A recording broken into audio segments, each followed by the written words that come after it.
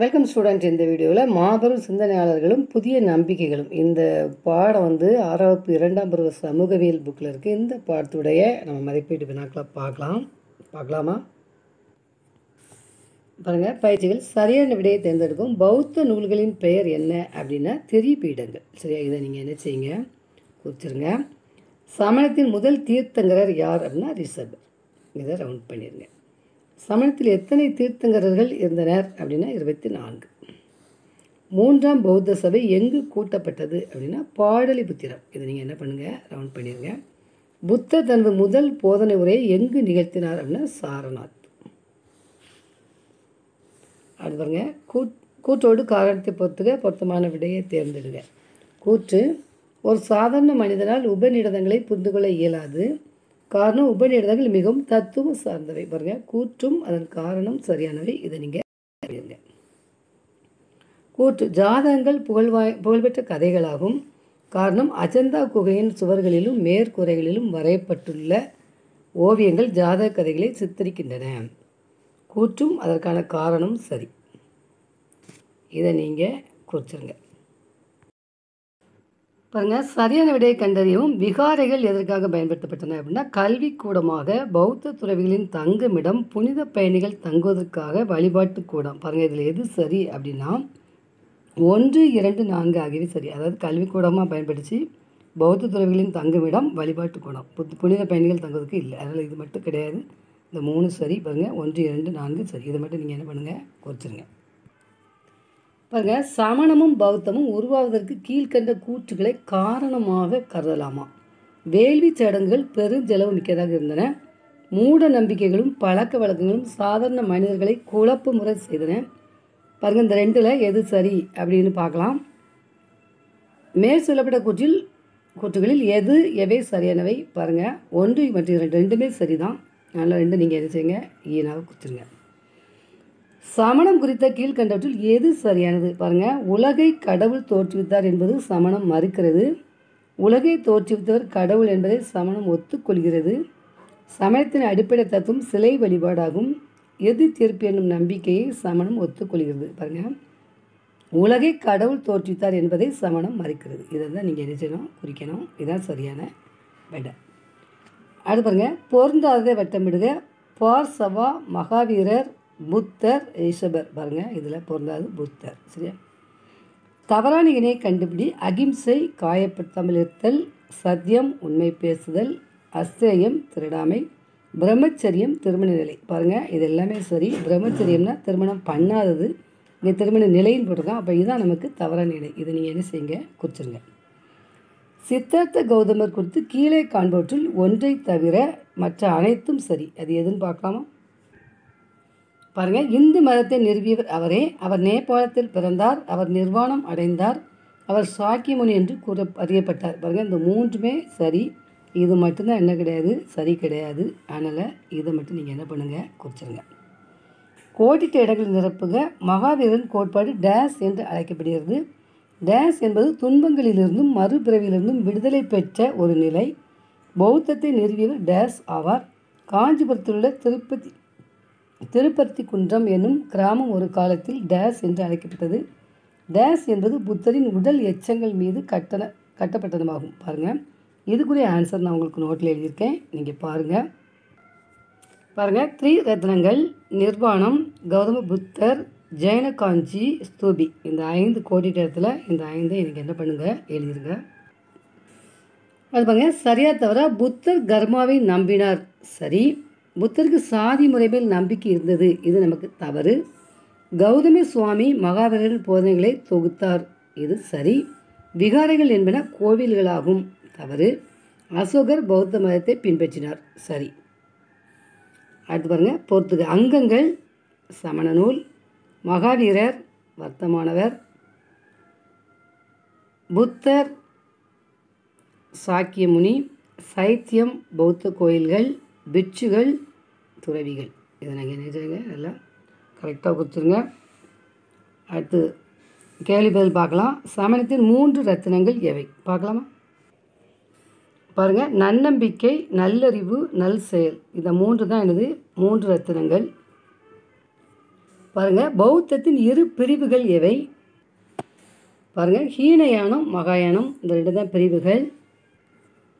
பாருங்கள், ஜினா என்பதின் பொருள் என்ன? பாருங்கள், சமணம் என்னும் சொல் ஜினா என்ற சமஸ்கிருத சொல்லிலிருந்து பெறப்பட்டதாகும். அதன் பொருள் தன்னையும் வெளியுலகத்தையும் வெல்வது என்பதாகும். நீங்கள் என்ன எழுதணும்னா, ஜினா என்ற சொல்லின் பொருள் அப்படின்னு போட்டு தன்னையும் வெளி உலகத்தையும் வெல்வது என்பதாகும். அதுலேருந்து இது வரைக்கும் நீங்கள் என்ன செய்யுங்க, எழுதிருங்க. பாருங்கள், பௌத்தத்திற்கும் சமணத்திற்கும் உள்ள 2 பொதுவான கூறுகளை எழுதுக.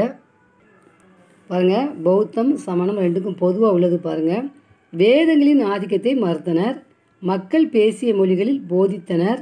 நான் 2 சொல்லியிருக்கேன். கர்மா என்ற கோட்பாட்டை ஏற்றுக்கொண்டனர். இந்த 3 நீங்கள் என்ன பண்ணலாம், எழுதலாம். இது எல்லாமே அதில் உள்ளது தான். அவங்க 2 தான் கேட்டிருக்காங்க. நீங்கள் 2 மட்டும் என்ன செய்யுங்க, எழுதுங்க. பாருங்கள், பௌத்த சங்கத்தை பற்றி குறிப்பு எழுதுக.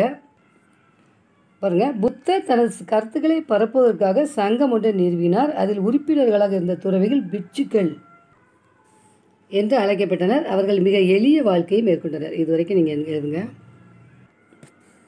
கிபி 7ஆம் நூற்றாண்டில் காஞ்சிபுரத்துக்கு வருகின்ற சீன பயணியின் பெயரை குறிப்பிடுக. பாருங்கள், இது யுவான் சுவாங். நீங்கள் இதை மட்டும் எழுதுங்க. இதுக்கு சிலப்பதிகாரத்தில் கூறப்பட்டுள்ள பெண் ஜைன துறவியின் பெயர் என்ன? பாருங்கள், கவுந்தி அடிகள். இதை நீங்கள் என்ன செய்யுங்க, எழுதிருங்க. அடுத்து பாருங்கள், கீழ்காண வினாக்களுக்கு விடையளிக்கவும். பௌத்தத்தின் 8 நெறிகளின் பெயர்களை குறிப்பிடுக. பாருங்கள், புத்தரின் எண்வகை வழிகள்: நல்ல நம்பிக்கை, நல்ல எண்ணம், நல்ல பேச்சு, நல்ல செயல், நல்ல வாழ்க்கை, நல்ல முயற்சி, நல்ல அறிவு, நல்ல தியானம். இந்த 8 நீங்கள் எழுதிடுங்க. சமணத்தின் முக்கியமான 5 நடத்தை விதிகள் எவை? பாருங்கள், 1 அகிம்சை, எந்த உயிரினத்தையும் துன்புறுத்தாமல் இருப்பது. 2 சத்தியம், உண்மையை மட்டுமே பேசுதல். அஸ்தேயம், திருடாமை. அபரிக்கிரகம், பணம் பொருள் சொத்துக்கள் மீது ஆசை கொள்ளாமை. பிரம்மச்சரியம், திருமணம் செய்து கொள்ளாமை. இந்த 5 நீங்கள் என்ன பண்ணுங்கள், எழுதிருங்க. பௌத்தத்தின் 4 பேருண்மைகளை எடுத்துரைக்கவும். பாருங்கள், 4 பேருண்மைகள்: வாழ்க்கை துன்பங்கள் துயரங்கள் நிறைந்தது. ஆசையே துன்பங்களுக்கான காரணம். ஆசையை துறந்து விட்டால் துன்ப துயரங்களை போக்கிவிடலாம். சரியான பாதையை பின்பற்றினால் ஆசைகளை வென்றுவிடலாம். இந்த 4 பாயிண்ட் எழுதிருங்க. பௌத்தத்தின் பிரிவுகளான கீனயான மகாயான பிரிவுகளிடையே உள்ள ஏதேனும் 3 வேறுபாடுகளை எழுதவும். இதை வேறுபாடு இல்லை நிறைய பாயிண்ட் கொடுத்துருக்கு. நீங்கள் 3 மட்டும் எழுதுங்க. சரியா, 3 பாயிண்ட் மட்டும் எழுதுங்க. சங்ககாலத்தில் பௌத்தமும் சமணமும் செழித்து ஓங்கின. ஒவ்வொன்றுக்கும் ஏதாவது 2 சான்றுகளை தருக. பாருங்கள், பௌத்தம் பாருங்கள், சங்க காலத்திற்கு பின்னர் இயற்றப்பட்ட இரட்டை காப்பியங்களில் ஒன்றான மணிமேகலை பௌத்த இலக்கியமாக. இது ஒரு பாயிண்ட் எழுதிடுங்க. அடுத்து மணிமேகலையில் காஞ்சிபுரம் விரிவாக விரிக்கப்பட்டுள்ளது. இந்த 2வது பாயிண்ட் எழுதிக்கலாம். தேவைப்பட்டால் யுவான் சுவாங் எழுதலாம். இது ஒரு சான்று நமக்கு. 3 பாயிண்ட் நான் சொல்லியிருக்கேன். நீங்கள் 2 பாயிண்ட் எழுதிக்கிடுங்க. அது பாருங்கள், சமணம். இதுக்கு நீங்கள் 2 பாயிண்ட் எழுதுங்க. அரவர்பள்ளி என்பது சமண துறவிகள் வாழ்ந்த இடங்கள் என மணிமேகலையில் குறிப்புள்ளது. கோவலன் கண்ணகியும் மதுரைக்கு செல்லும் வழியில் சமண பெண் துறவியான கவுந்தியடிகள் அவர்களை ஆசீர்வதித்து அவர்களுடன் சென்றதாக தமிழ் காப்பியம் சிலப்பதிகாரம் குறிப்பிட்டிருந்த 2 பாயிண்ட் நீங்கள் என்ன பண்ணுங்கள், எழுதிடுங்க. பாருங்கள், உயர் சிந்தனை வினா. கர்மா ஒரு மனிதனின் செயல்கள் ஏதாவது 10 நல்ல செயல்களை குறிப்பிடுக.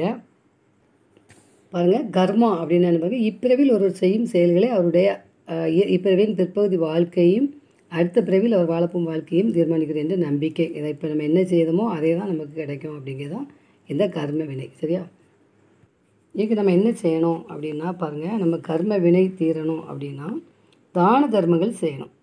ஆலய திருப்பணிகள், அதாவது கோயிலுக்கு போய் சாமிக்கு பணிவிடைகள் இந்த மாதிரி செய்யணும். அன்னதானம் கொடுக்கணும். வறியவருக்கு கொடுத்தல். உயர்களிடத்தில் இரக்கம் காட்டுதல். ஆன்மாக்களின் பிழை பொறுத்தல். யாராவது நமக்கு தப்பு பண்ணால் அதை பொறுக்கணும். எளிமையாக வாழ்தல். பொய் பேசாமை. பிறருக்கு உதவி செய்தல். பற்றற்று இருத்தல். பற்றற்றுனா எது மேலே ஆசை இல்லாமல் இருக்குது. இந்த 10 பாயிண்ட்டை நீங்கள் வச்சுட்டு இதுபடி இருந்தால் நமக்கு எந்த விளைவும் ஏற்படாது. சரியா, ஜாதக கதைகளில் ஒன்றை வாசிக்கவும் அதை நீயே சொந்தமாக எழுதவும். பாருங்கள், ஜாதக கதை ஒன்று கொடுத்துருக்காங்க. என்னென்னா, மரங்கொத்தி பறவையும் சிங்கமும். இந்த கதை எப்படி அப்படின்னா, சிங்கமும் மரங்கொத்தி பறவையும் என்ன பண்ணோம்னா வாழ்ந்து வந்தது. ஒரு நாள் சிங்கம் காட்டில் வேட்டையாடு உணவு உண்ணும்போது ஒரு பெரிய எலும்பு தொண்டையில் மாட்டிக்கிடும். அப்போ இந்த மரங்கொத்தி பறவை என்ன பண்ணோன்னா அந்த எலும்பை எடுத்து விடும் அது வாயிலிருந்து. எடுத்து விட்டோன்னே அது மறுபடியும் போயிடும். திரும்ப என்ன பண்ணோம் அப்படின்னா, இந்த மரகொத்தி பறவை வந்து இது நமக்கு நம்ம ஹெல்ப் பண்ணியிருக்கோம், நமக்கு இது உதவி செய்யும்னு சொல்லி ஒரு நாள் எருமை மாடை வந்து இதை அடித்து சாப்பிட்டுட்டு இருக்கும்போது இது வந்து கொஞ்சம் இறைச்சி கேட்கும். அப்போ அது என்ன சொல்லும் அப்படின்னா, உனக்கு நான் தரமாட்டேன் அப்படிங்கும். அப்போ இது என்ன சொல்லும், நான் உனக்கு இந்த மாதிரி ஹெல்ப் பண்ணேன், நீ எனக்கு ஏன் பண்ணலை அப்படிங்கும். உனக்கு நான் நிறையா பண்ணிட்டேன் அப்படின்றோம். அப்போ என்ன பண்ணினேன் அப்படின்னா, இந்த சிங்கம் என்ன கேட்கும் சொல்லும் அப்படின்னா, நீ என் வாய்க்கிலேருந்து அந்த எலும்பை எடுக்கும்போது நான் உன்னை என்ன பண்ணாமல் விட்டுட்டேன், விழுங்காமல் விட்டுட்டேன், அதே உனக்கு செய்த நன்மை அப்படின்னு சொல்லிட்டு. அப்போ இந்த மரகத்தை என்ன பண்ணிச்சு, இவன்கிட்ட போய் பேசி பிரயோஜனம் இல்லை அப்படின்னு சொல்லி நினைஞ்சிட்டு ஓடி போயிட்டு. சரியா, இதான் கதை. இந்த கதையை நீங்கள் என்ன பண்ணணும், நல்லா வாசிங்க, வாசிட்டு நீங்களே எழுதி பாருங்கள். சரியா, இது வந்து நீங்கள் தான் பண்ணணும், ஒரு அட்டவணை பண்ணணும். இதில் தலைப்பு கொடுத்துருக்காங்க, அதைப்படி நீங்கள் அட்டவணை பண்ணிடுங்க. கீழ்காணும் வார்த்தைகளை பொருத்தமான கருத்துக்கள் இடவும். எழுதலாமா? சமணம் எதெல்லாம் வரும், பௌத்தம் எதில் வரும் பார்க்கலாமா?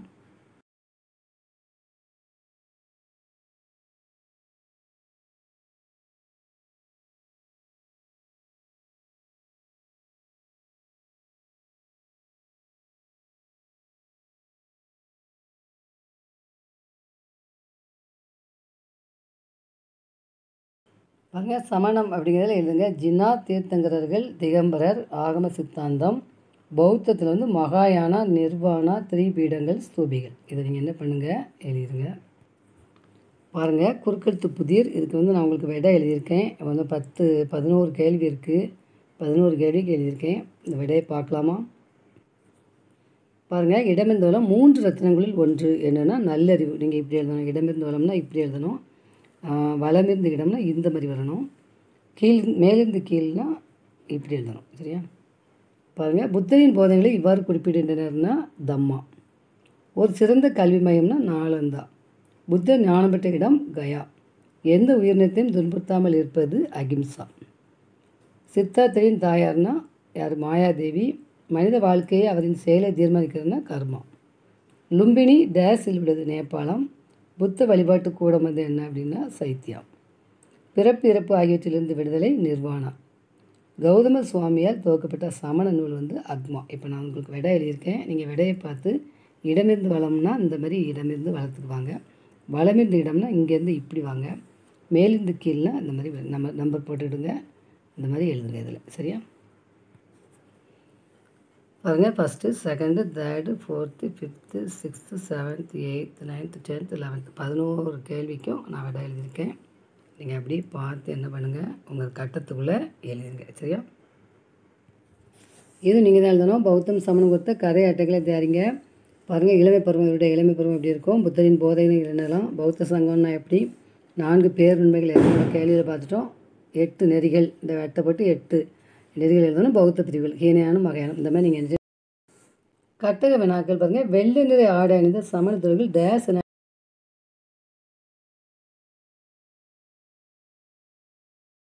பாருங்கள், கட்டக வினாக்கள். வெள்ளை நிற ஆடை அணிந்த சமண துறவிகள் டேஸ் என அழைக்கப்பட்டனர்.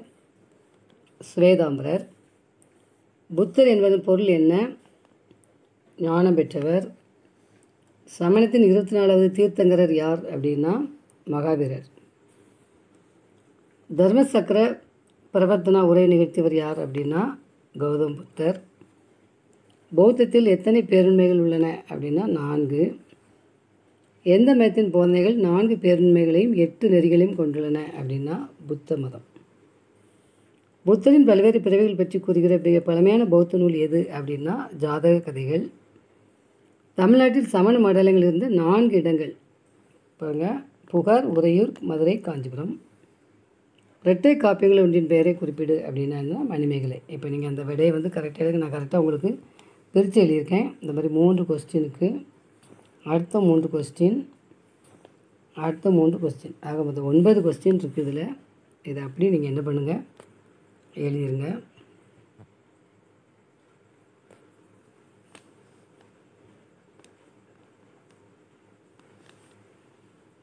ஓகே ஸ்டூடெண்ட்ஸ், நம்ம அடுத்த வீடியோவில் சந்திக்கலாம். Thank you.